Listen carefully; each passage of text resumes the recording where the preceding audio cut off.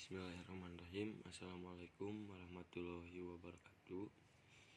Pertama-tama perkenalkan, nama saya Yusra Alamsyah dari Stikes Dharma Husada Bandung. Di sini saya akan menjelaskan isi dari laporan Gubernur Provinsi DKI Jakarta. Dari isi laporan tersebut ditemukan bahwa permasalahan yang sedang terjadi di Jakarta adalah wabah COVID-19 yang sudah memasuki bulan ke-7. Gubernur DKI Jakarta menyampaikan data kasus positif COVID-19 dan data kematian akibat COVID-19 per tanggal 9 September 2020 yang menunjukkan angka kumulatif 49.837 kasus yang ada di Jakarta. Dengan demikian, situasi terkini wabah COVID-19 di DKI Jakarta ada dalam kondisi darurat.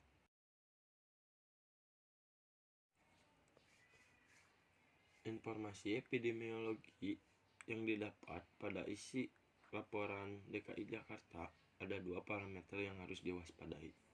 Yang pertama, angka kematian. 1.347 orang di DKI Jakarta wafat akibat COVID-19. Tingkat kematian di Jakarta memang rendah, yaitu 2,7%. Jika nanti dilihat dari tingkat kematian atau case fatality rate, lebih rendah dari tingkat kematian global, yaitu 3,3%. Yang kedua, angka kasus aktif. Kasus aktif adalah orang-orang yang positif COVID-19 yang masih menjalani isolasi dan perawatan, belum dinyatakan sembuh. Di dalam penanganan COVID ini, ada kasus baru yang masuk dalam sistem penanganan. Di akhir penanganan ada dua kemungkinan. Yang pertama, meninggal, dan yang kedua, sembuh. Ini adalah upaya Pemprov DKI Jakarta dalam mengendalikan permasalahan kesehatan. Ketika terjadi angka kematian meningkat cukup tinggi, Pemprov DKI Jakarta melakukan pengetatan dengan PSBB sampai kurvanya menurun pada awal pertengahan Agustus.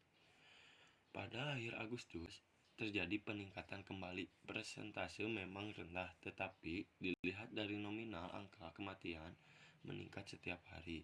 Pemprov DKI Jakarta menerapkan PSBB kembali seperti pada awal masa pandemi. Pemprov DKI Jakarta juga terus menambah RS untuk menaikkan kapasitas. Selanjutnya adalah situs pelayanan kesehatan. Di sini ada beberapa poin. Poin yang pertama, 17 September 2020, tempat tidur isolasi yang dimiliki akan penuh dan tidak mampu menampung pasien COVID-19. Poin yang kedua, Pemprov akan terus menambah RS swasta yang terlibat untuk menaikkan kapasitas. Poin yang ketiga, akan menaikkan kapasitas tanpa adanya pembatasan yang ketat. Maka tempat tidur tersebut akan penuh pada pekan kedua Oktober. Dan poin yang terakhir, situasi ICU tidak lebih baik.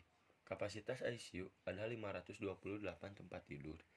Pemprov DKI Jakarta mencoba meningkatkan 20% menjadi 636, maka ICU akan penuh sekitar 25 September.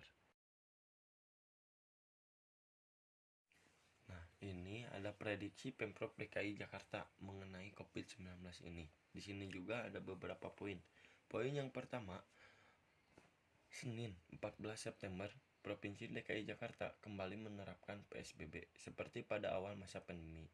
Dilakukan lagi WFH atau Work from Home untuk kegiatan perkantoran yang non-esensial.